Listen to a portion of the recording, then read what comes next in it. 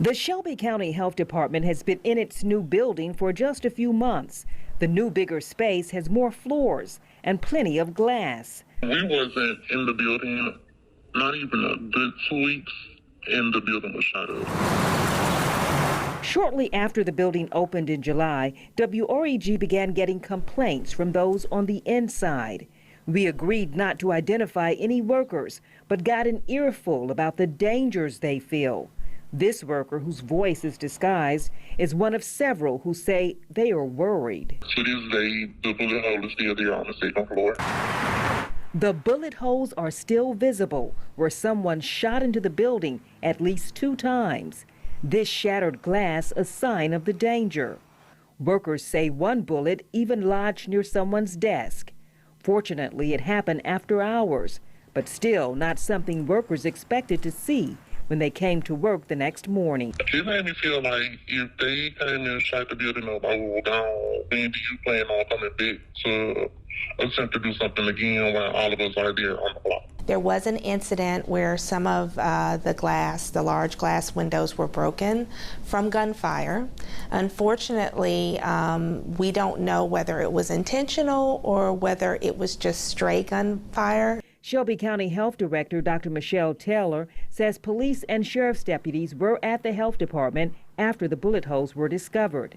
The incident report says a guard found what appeared to be bullet holes in 2 of the building's glass window panes on the 2nd and 3rd floor when arriving to work the morning of July 22nd.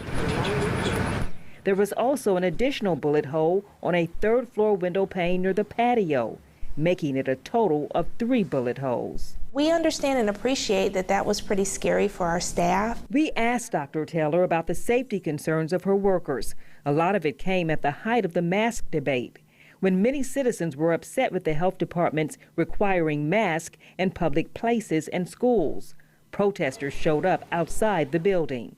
Unfortunately, they don't always agree with what we're charged to do, but it's all in the name of protecting the public's health.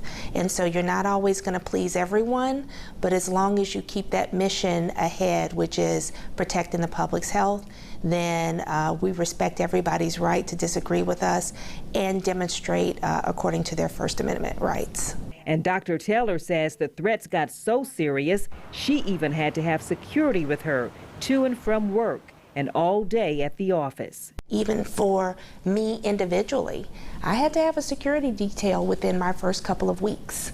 And that just goes with the job sometimes of protecting health. Threats were made saying that people were not happy with the mask requirements. Workers say they were told to be out of the building when their workday ended for their own safety. I'm told us to be at the building by 4:30. Try not to linger around. Try to be off the property at 4:30 on the dot. Dr. Taylor says that is true, but it was more a work-life balance issue.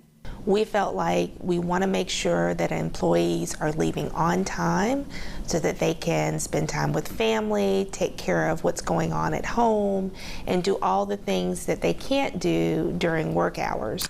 WREG obtained this in-house email that apparently went out to workers in August, alerting them protesters were outside the building, and private security and law enforcement had been informed and were monitoring the situation inside and out.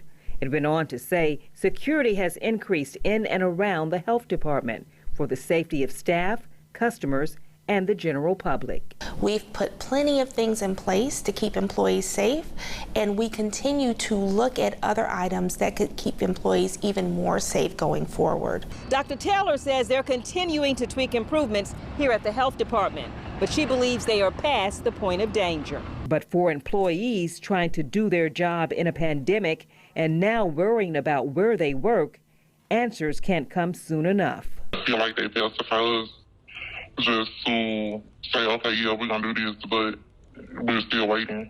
April Thompson, WREG News Channel 3 Investigators. You can